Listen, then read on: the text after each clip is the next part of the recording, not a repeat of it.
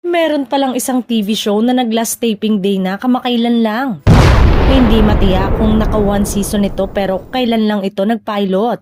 Kaya nagulat nang nabalitaan na tatapusin na pala ito. Dagdag pa ay hindi raw magandang performance nito sa ratings kahit minsan ay pinag-uusapan pa sa social media ang ilang episode nito. Maganda pa naman ang concept at ngayon lang nabigyan ng chance na mag-host ito talented actress na ito kaya sayang naman. Nakakalungkot kasi pahirapan na rin talagang mag-parate ang mga programa. Samantala, as expected, ang FPJ Batang Quiapo pa rin ni Coco Martin ang namamayagpag sa prime time. Simulan muna natin sa 24 oras sa naka 12.7% at ang TV Patrol ay 4.2% at ang Frontline Pilipinas ay 3.1%. Ang Lolong Bayani ng Bayan ay 8.2% at ang FPJ Batang Quiapo ay 17.7%.